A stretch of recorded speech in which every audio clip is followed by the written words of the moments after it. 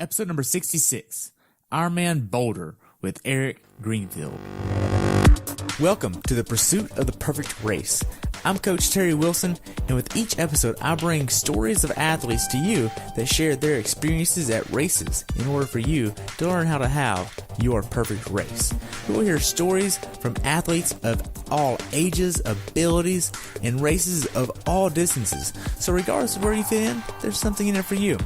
Thanks for spending some time with me today. Now let the pursuit begin.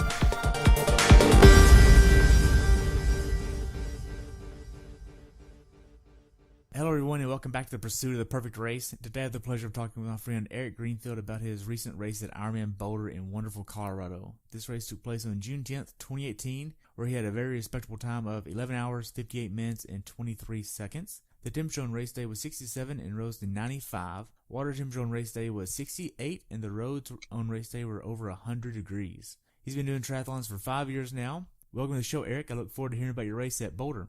Hey, nice to be here. Awesome. So what made you want to do this race? Boulder's awesome. I love Colorado, and what a better place to do in the triathlon capital of the U.S. Yeah. So how was your training going into this race? I think I was better trained for this race than I ever have been. I was able to get out to Colorado 30 days before, rode the course many times, ran the course many times, swam in the res a few times, and was able to adjust to the altitude beforehand. And the weather on race day was definitely the hottest day since we've been there. Wow. Now, what kind of plan did you use for this? My own plan. Yeah? Yep, just a plan I've been kind of following for the last few years. It seems to work, and getting better, so it must be working. Right. So you got there to altitude 30 days prior. When did you actually notice that you're getting adjusted to the altitude? Probably about day 13. Like the first 2 days were fine. Then it was pretty bad. Like day 8 was the worst. Day 9 was the worst. And then by about 12 or 13, I felt much stronger. Okay. So you had always traveled at least 2 weeks before the race day, or at the very end, just race it within the 48 hours of landing? Yep. I did a bike. The first day I was there, I did a ride and killed it. And then suffered for a couple of weeks, and then it was fine after that. Okay.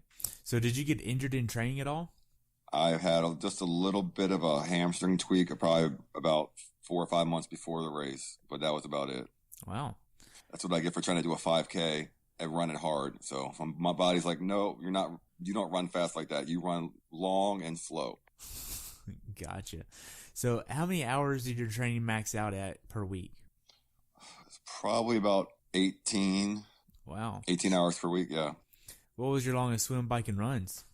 100-mile. I did 2 or 3 100-mile bikes. I did 1 20-mile run and then a 4,200 swim. Okay. Did you do a lot of bricks? Almost every bike I would do a brick. I would just at least run a mile or 2 off the bike, and then it was fine. My longest brick was 3 hours and 2 hours. Wow. So what kind of nutrition were you using? Whatever was on the course. So just Gatorade and whatever? Yeah, I need to do better than Gatorade, because by mile 18 on the run, I couldn't eat anything else. Wow. In your training, did you do a lot of strength training? No, did not go to the gym. Oh, wow. Did you do a lot of your training outside or inside? Up until we left for Boulder, it was probably 80% on the trainer, no treadmill, and then all pool until we got to Boulder. Okay. So you did your first open water swim before you got, basically when you got to Boulder. Correct, because the water was here.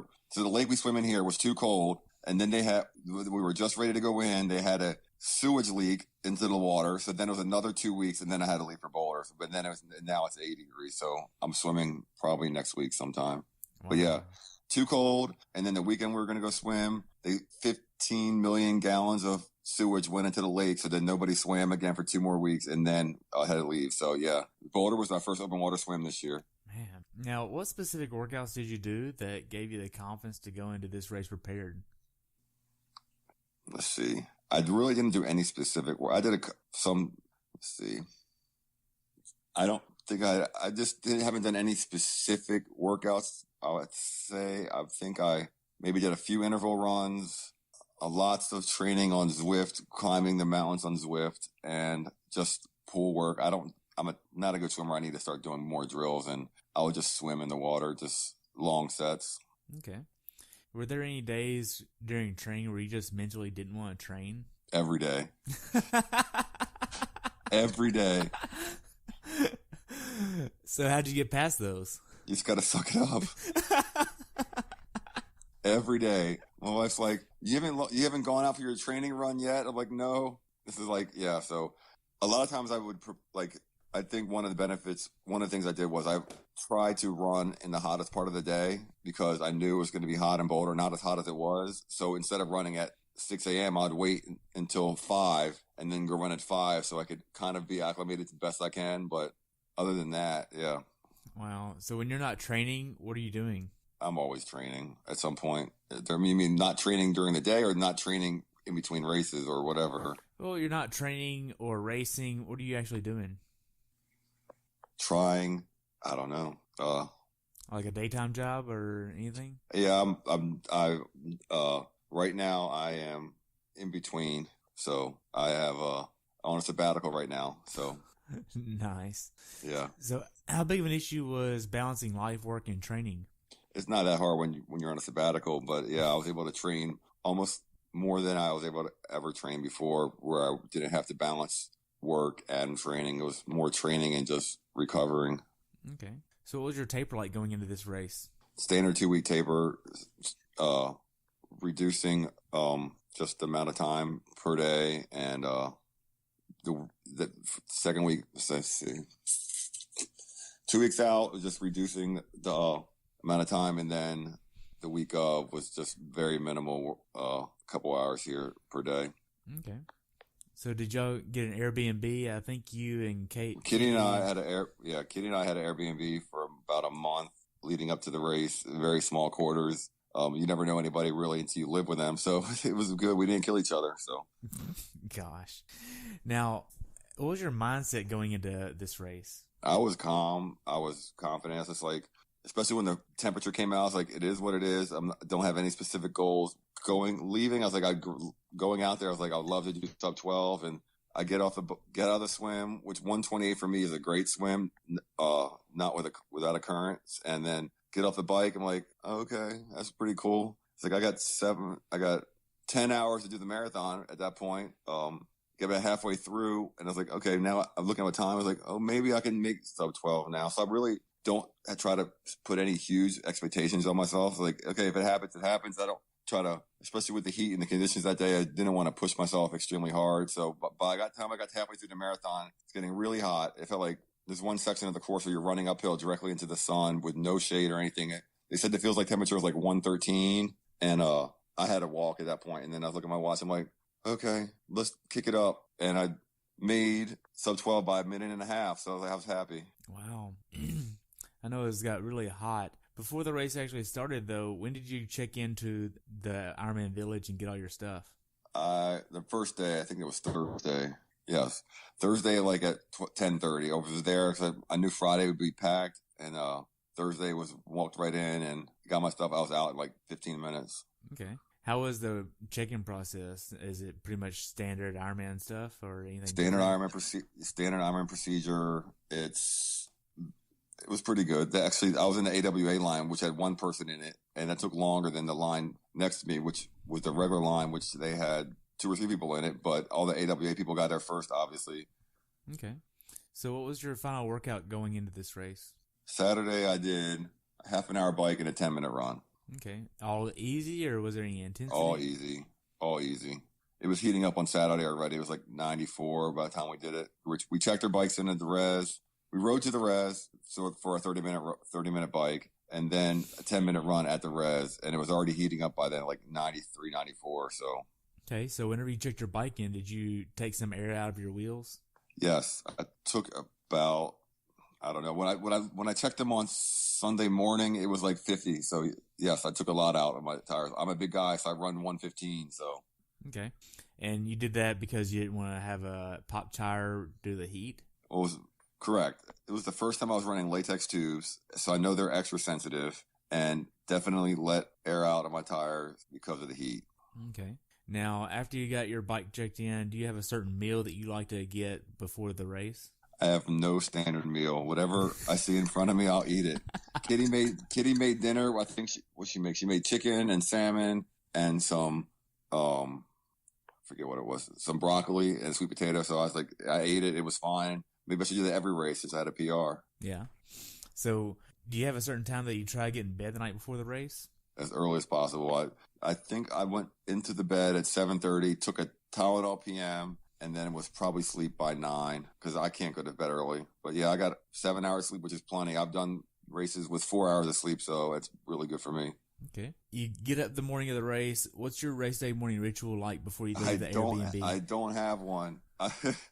Kitty made a shake. I drank it. She the night before, she's like, it's going to be hot. Take salt tabs every half an hour on the bike, blah, blah, blah. And I don't really think I would have had a great race if she had not given me that tip because I would not have taken as much salt as I did without her recommendation. So thank you, Kitty. Wow. So you get up, you head to transition. Was there any traffic on the way to transition? Well, we had a VIP pass, so we were able to park at the res. Otherwise, you have to take you have to go to the high school, get on the shuttle. The shuttle takes you to the res. But luckily, we've got VIP, and we all packed into the car and just drove straight to the res. No traffic, no problem. Wow. So you get to the res and you get to transition. How do you lay out your transition area? Well, it's a clean transition area here, so it's just your bike, and then your bags are in the bag area. Okay.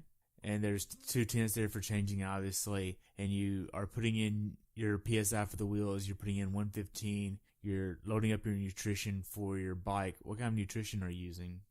I used what was on the bike course. So it was Cliff Blocks, Cliff Gels, and bananas, and Gatorade Endurance, which I don't want to look at for another 3 or 4 weeks. Do you have a certain number of calories you're trying to hit per hour? This is the first race I actually tried to hit a certain goal, which was between 350 and 400 on the bike and about 300 on the run. Okay. And then after mile 18, I had 0 calories for the rest of the race because I just couldn't stomach any more sugar at that point. And the heat, I think, played a factor into not wanting to eat any more sugar. Right, because it's so dang hot. Yeah. Now, the line to get into the swim is right by transition. So you get your bike all set up and you get your wetsuit on and line up for the swim. How are your emotions right then? So here's the funny story. I was standing next with Kitty and a few friends. And I had my sweatsuit on top of my kit. And someone's like, you guys get a picture with the racer. I'm like, I'm racing too. She's like, oh, you look so calm. I didn't know you were racing. So I was just calm. I did 4 Ironmans last year. I'm doing 3 this year. So I don't know if it's just slow and steady wins the race and I don't get nervous at the race, but I was calm. I'm not nervous. So I don't know. Surprisingly, I wasn't nervous at all. I guess I'm done enough where it's just, I don't get nervous. Okay. So you get in the swim. How does the swim go for you? Well, I made it out. So that was number 1. I just do the swimming because I have to. And the swim went well. Luckily, there was some cloud cover, so you weren't sighting directly into the sun going out. The water was cold, which I prefer. I like the rolling starts because you don't have anybody swimming over top of you, being not a strong swimmer. And pretty much I swam with the same group of people the whole time. Okay. It felt like I was. So, yes. Did you hit any of the seaweed or any of the stuff in the lake? No seaweed. It was pretty clean swim. Okay. Did you drink any of the water by accident? No. I did in one of the practice swims, but not today, not on the race day. So it was good. Awesome. Because I've heard horror stories about drinking the water there. Well, it's definitely cleaner than the water I swim at home. So that's good. Now, for this swim, are you using tinted goggles or clear goggles? I had got Zone 3 vapor goggles, which worked great. They were tinted. They were polarized. So, yes, it worked great. Okay. I was able to see better with those goggles than I was able to see with any other goggles previously. Wow. Now, I still don't swim straight because I pull to the right, but yeah. But I can actually see that I'm pulling to the right. Okay, so you get to T1. How does the swim out to your bike go? Swim out was good. I think it was probably my fastest transition in an Ironman yet. The wetsuit peelers did a great job. I got into the transition T1, get in the tent, got my everything. Volunteers were great. Put everything in my bag, put my socks on, shoes, got my helmet, ran to the bike. My bike was like 50 feet from the bike out, so that saved me some time having to run through transition with my bike. And then I was in my happy place on the bike. I've ridden the course 15 probably times before the race. It wasn't that hot yet, and just started going and having fun. Did you have a strategy for the bike ride of hitting a certain cadence or power number or anything like that? So my problem in the past, I've always overbiked. So this time I was like, well, let me just hold back. On my computer, I had just power and heart rate and distance. I didn't want miles per hour because I didn't want to have to look at the miles per hour and say, hey, I'm trying to keep it 0 miles per hour. Just stay at my powers. Actually ended up under my average power, but it was hot, so I backed off a little bit and came in with a pretty decent bike time, I think. Okay. What power number were you trying to go off of? I was originally planning on hit average at 220, but I ended up with like just under 200 because it's just the heat. I just backed it off. Okay. Now, is 220 a certain percentage of your FTP? 220 is about, I'm doing the math in my head now. Probably about 60, just over 60, probably at 62% of my FTP. So. Okay. And you got 198 to 199 or so? Somewhere in there, yeah. Okay. Do you think that was the best call to do on race day, being that the heat was so high? Yeah, I was saying, I don't think if I'd have pushed it any harder, I think I would have hurt myself on the run. And considering how slow my run was, considering the heat, I think I did the right thing. Gotcha. Now, how'd the bike go for you overall, you think? I was happy with the bike. The course is great. I love the course. You have a lot of short climbs, but long descents. So short, steep climbs and long descents where you can definitely move a lot faster if you're good with descending. So, the bike was definitely the most fun part I have of the race, other than the finish. But definitely it was very, very, it was a PR bike split. So I was happy with it. Okay. How was the quality of the road there?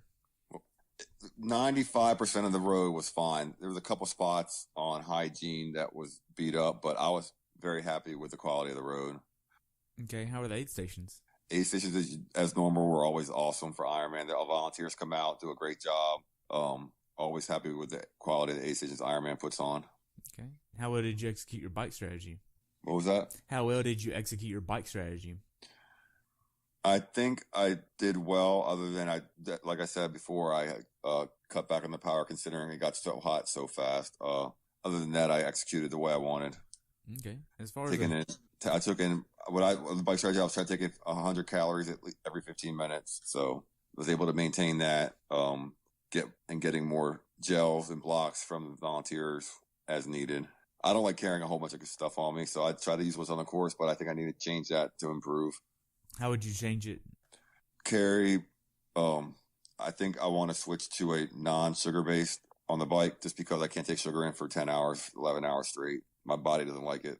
In training, you're not taking the sugar for 10 hours, 11, 12 hours straight. And you don't do a race, you don't do a brick for that long. So I don't think my body's used to taking in that much sugar for that long. Okay. So almost switching to become more fat adapted? Fat adapted or non-sugar carbs. Okay. As far as the bike, go ahead. But yes, fat adapted more so. I want to be more so fat adapted, yes. Okay. As far as the bike goes, is there anything you'd tell someone to be aware of that hasn't done this bike course before? Personally, no. I think it's a perfect bike course. Other than a couple spots of potholes on the roads, it's my favorite bike course. Wow. What other courses have you done? Florida, Cozumel, Louisville, the one and only Ironman Vineman. What else? Maryland. That's the ones I can think off the top of my head. Wow. But yeah, riding west you're going uphill, but you're looking at the top of the Rocky Mountains, and it's a beautiful. Once you get up top and you descend, and it's very fast course. I think if I wanted to push it, I could have went faster, but I think my run would have suffered. Okay. Now, with the bike course, did you see a lot of people on the side of the road that were getting DNFs or that were just done? One person. I didn't. When I got back, when I finished, and I saw the DNF rate. I was like, I didn't see any of that. I was pretty surprised. Wow. Did you see a lot of flats? I think I saw 2 flats, but I think I saw one person laying in the weeds, and one person there, and then I think I saw 2 flats. Other than that, I didn't see any extreme issues on the bike. But no, it was fine. I did get a couple flats in training on the roads, but they had done a pretty good job sweeping the roads for the race. Okay. Now, the final mile or two of the bike ride, you're coming back into the res and you're getting ready to start running. Are you doing any type of transition to help prepare to start running? Come in, hand my bike off to the volunteer, run into transition, which I never do because I'm always dead coming off the bike, so I overbike. Got in transition. I already had changed my socks, put socks on in T1. So all I really had to do was take shoes off, put shoes on, put hat on, put belt on, and go. I figured I'd take a little longer in T1, put socks on, ride with socks, and then it's less sunscreen because I burn like crazy. Had the sleeve tri-suit on, and then sunscreen, and then out on the run straight uphill for the first 4 miles is uphill, so that's always fun. All right. How'd the first few miles go for you on the run? First 3 miles were good. I don't think my body temperature was going up that high at that point, so I felt good with the first 4 miles good because I'd done that section of the course in training probably 5 or 6 times. So I knew what to expect there. Get to mile 4, it's downhill for about 3 or 4 miles, and then you're going uphill for 6 miles and then downhill. Got to that section where you're running straight into the sun uphill with no cover, and that's where I started dying. But yeah. You started dying? It felt like I was dying. I had to walk for a bit there. I was like, I'm walking the rest of the way to the turnaround because it was just so hot. If I ran, I felt like I was going to pass out. Wow. So did you have any cramping or GI issues? GI issues as far as being nauseous, yes. About mile 18, I was nauseous, probably for about 3 or 4 miles. Didn't take any food in. No GI issues other than being a little nauseous when it got really hot and not taking any food. And then what was the other thing you said? Cramping. I have the most ironic thing I've ever had was I was cramping coming through the base tent. That's pretty funny. Yeah, but yeah, I had my salt, so I took my salt tabs, and then I was fine. So yeah. Okay. So how was the support on the course? So the thing with Boulder is it's on the Boulder Creek path, most of it, which is open to the public still. So you have in a lot of my shots on photos, I have me running with families just walking along the path. So you're running around people sometimes, and they're aware that you're there, but sometimes they don't hear you coming up because they're talking. But I like the run course because it's mostly shaded except for that one section, which I don't like. But yeah, but it's interesting. I say that with all the people on the course. So. Right, because they don't shut the course down for the race itself. They don't shut the course. They don't shut the Boulder Creek path down for the race itself. That's correct. Okay. So, were there any hills or rough terrain on the run? It was all on cement. It's 90% of it's on concrete, not asphalt, which maybe is probably good because it didn't heat up as much as it did on the asphalt. But it's definitely harder on your knees because it's concrete versus asphalt, and it was never you were never going flat on this course, either up or down. So up 4 miles, down 3, up 6, down 6, up 6, something like that. But yeah, it's always up or down. Wow. Now, did you put anything in your run special needs? I never use special needs because I don't need an extra reason to stop. Okay. No run special needs, no bike special needs. Yeah, I either carry what I need I carry with me, or I use what's on course. So. Okay. So mentally, how hard was this race for you? This is probably the easiest mentally. I think finishing faster than I have before, it's less mentally challenging because when you're out there for a long period of time, it's way more mentally challenging. I did 14 and a half last year, and then under 12 this year.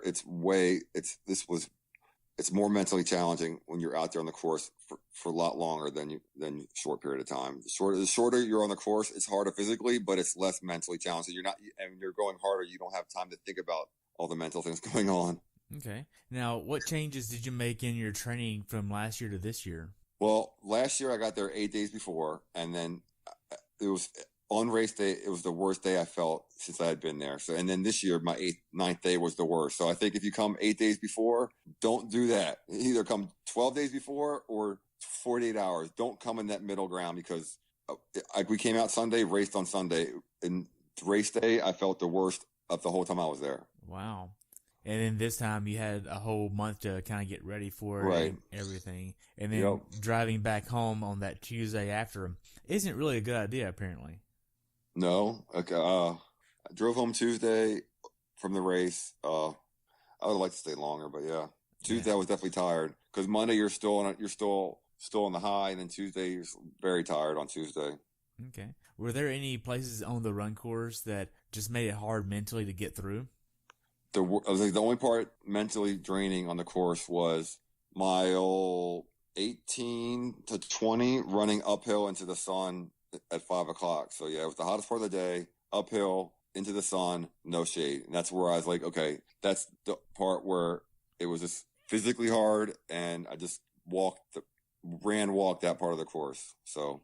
Okay. Did you have any notions of how many people were DNFing at that point? Not at all. Not at all until I looked at the stats the next day. I was like, wow, I didn't see any of that. Wow. So I didn't see anybody go down, laying down on the run at all. I saw lots of people walking, but hey, I walk a lot in Ironmans. I've done that before too. So, and I only saw one person down in the weeds on the run, on the bike. But yeah, I didn't see any of that carnage that apparently was going on everywhere. Wow. Now the final few miles of the run, how did that go?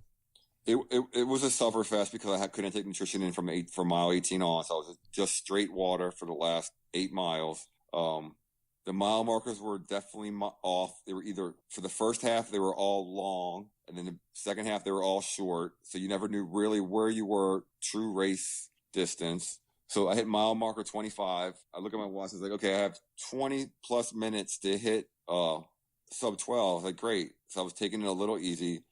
So mile 25 was right by the finish, and then still had to go out and back. So I go out. I was like, where's the turnaround? I was like, it should be like a half a mile out. Nope, it's a mile out. So it was a mile. It was like almost a mile off. Mile marker 25 was almost a mile off, it felt like. So I turned around, I was like, wait a second. Now I have to bust my butt to get back to make it. So my fastest split of the day was the last one. Well, luckily it was downhill away from the sun. Wow. So the last 800 yards before the finish, how was that? The last 800 yards before the finish are always the best part of the whole race. When you come off the path, you make a couple of rights, you make a left. I see the finish. They start playing a Cool in the Gang song, Get Down on It. And I start dancing in the chute. Mike Riley calls me out for dancing in the chute, and then running down the finish with the biggest smile on the face. And it's the best. Wow. Did you get emotional at all during that? No, surprisingly. Wow. So I think I was so into the song, dancing down the chute. I didn't get any emotion. I just was this, I guess, emotion teary, no. Emotion happy, yes. Good. So after you crossed the finish line, what'd you do next? I crossed the finish line, got my medal, got my shirt, took a picture. The wife's waiting for me. Then we went to the VIP section. I got some water, and then we walked over to the BSR tent that they had set up on course. Okay. So were you feeling extremely tired at this point, being that you've been out in the heat all day? What were you like then? It was the best I ever felt after a race. I was able to walk around. Well, after the finish, I got in the Normatec. Normatec had a booth set up, so I got a Normatec booth for 30 minutes, and then walked over to the BSR tent actually. But it's after the race. I looked at my picture crossing the finish line. I'm like, I don't even look tired. I was like, well, how is this even possible? But it was the best I ever felt after any race. Surprisingly, I don't know how that was even possible, but yeah. Wow. How was your recovery process? I was using recovery. I used recovery boots for Sunday night after I got back to the house. Used them Monday, used them Tuesday, but I'm actually able to walk normal. I think yesterday I was able to walk somewhat normal, and today it's getting back to normal. But Monday was bad. Tuesday's always the worst. The second day's always the worst for me, and then Wednesday was okay, but I'm actually walking and not looking like I'm hurting. Good. So looking back on it, how well prepared for this race do you think you were? This is probably the most prepared I was for any race. I didn't want to have a supper fest like I had previously, so get out there early, get adjusted. The heat was unexpected because I knew it was going to be hot, but I didn't think it was going to be 95 hot or 100, over 100 feels like temperature. I didn't expect that, but hey, whatever doesn't kill me makes me stronger. Right. Now, if you could change one thing about your race and do it all over again, what would you change? I would change my nutrition. I would try to focus more on nutrition. This is probably the first race I actually had somewhat of a decent plan going into the race as far as nutrition, because I just had used to wing it previously. But I had somewhat of I had more of a plan this time than I had previously, but I need to get a nailed down. This is what I need to do every race plan. Gotcha. As far as anything going wrong for you, did anything actually go wrong for you on race day? It's the first time I didn't ever have water go into my goggles. So that was good. Usually that's the problem. Bike, no issues on the bike. The only thing that I can think went wrong is, since it was so hot, they gave us all socks to put around our neck filled with ice. I don't know if you heard about that, but I dropped it a few times and I had to go back and get it. But yeah, if you look at some of my race pictures, you'll see a sock sticking out from the back of my neck because they gave a sock filled with ice. You could fill it up for the whole race, which actually worked out great. Even though it was 95 degrees, I think keeping your core body temperature down is key to beating the heat the best you can. Dropping ice down, but yeah, I dropped the sock a few times. But I think other than that, nothing went wrong. Luckily, always got plan B and C, but nothing extremely wrong went bad. Well, that's good. I haven't heard of the sock yet. Now, what's something that you learned about yourself that you'd like to pass on to someone who hasn't done this race before? If you haven't done this race before, don't get there 8 days before. Get there 12 days or more, or 2 days before. Don't do the middle ground. The middle ground is the worst part, the worst thing you could do. Okay. For first-timers that might want to do this race, what advice would you give them? Well, like any Ironman race, be prepared for anything, because the weather's always going to be the worst on race day. It's always going to be beautiful the following day like it was here. It was 85 degrees the following day. Be prepared for the altitude. Don't take the altitude lightly. Okay. So how could Ironman have made your race experience better? I was happy with the support, happy with the bike, happy with the run, and happy with the swim course. The finish is great. Let's see what else. Having done the race last year, the bike course is better this year. The run course is mostly the same. However, I think the change to the run course, I like it.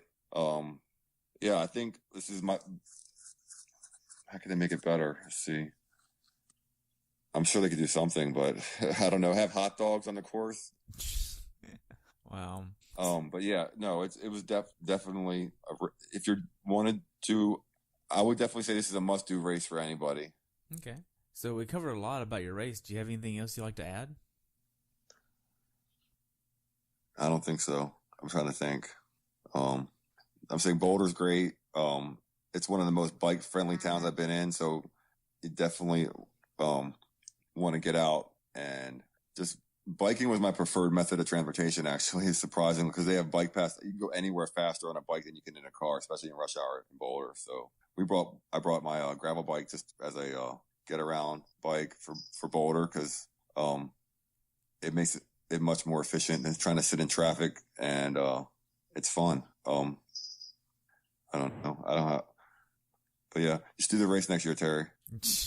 I don't know, man. We'll have to see. I know I'm going to do maybe a full next year. We'll have to see about which one. I'm looking at Louisville right now, just because I don't have to worry about the altitude and all that. But later in the season, because I'll be doing an internship next fall, or next summer rather, instead of doing accounting, which accounting isn't fun. But yeah. But I'm going to come out next. I'm not doing the race next year. Knock on wood right now. I say that now, but I'm going to come out and support everybody doing it, because it's Boulder and Colorado, and it's great. I'm doing Ireland next year, so it's too close to Ireland to do it. Oh, wow. That's awesome. That should be a good race. It shouldn't be hot. I knock on wood say that, yes. Hopefully it's not. So before Ireland, what are you doing next? As of now, I have Maryland and Arizona and then Ireland, but I'm silly where I'll sign up for a race on the spur of the moment And like I did last year, I did Louisville and Maryland 8 days apart, and that race in Louisville was my previous PR. So I'll do silly stuff on that spur of the moment, sign up for a race last minute, and just do it as a training day sometimes. Well, you could do Louisville again this year. It's 15 days after Maryland this year, so it's twice as long. So yeah, plenty of time. Yeah, pretty simple. Yeah. So how can athletes follow you? I only have Facebook. I'm not a social media. I don't have Twitter. I don't have Instagram. I don't have whatever the Snapchat, any of that stuff. I barely Facebook enough. I'm an IT guy, so I want to be on. I don't need all these social media. They usually say there's always like the mechanic's car is always the worst, but yeah, the IT guy doesn't want to be on the computer any more than they have to be. That makes sense. We only have one more question for you, and that's what's your definition of a perfect race? That's funny. The perfect race would be a downhill swim, a downhill bike, a downhill run, 65 degrees, and no, nothing goes wrong. I'm saying I had a pretty good race here. The weather, nothing goes wrong. The weather cooperates. Crowd support's good. Yeah, I don't think you'll ever get a perfect race, but this was pretty close for me. Okay. Well, that's really good. Erik, I just want to thank you for coming on the show and spending some time with me today and sharing your knowledge and experience about your race at IRONMAN Boulder. Thank you. Yep. All right. Thanks. Bye, Terry. Thanks for tuning in today. I hope you were able to learn something from today's episode. If you enjoyed the show, please take a minute to leave a review on iTunes or share it with a friend. Be sure to subscribe so you never miss an episode. If you'd like to see pictures from this athlete's race, learn more about who I am, what I'm doing, or be on the show yourself to share your story, check out my website at CoachTerryWilson.com. Until next time, continue the pursuit.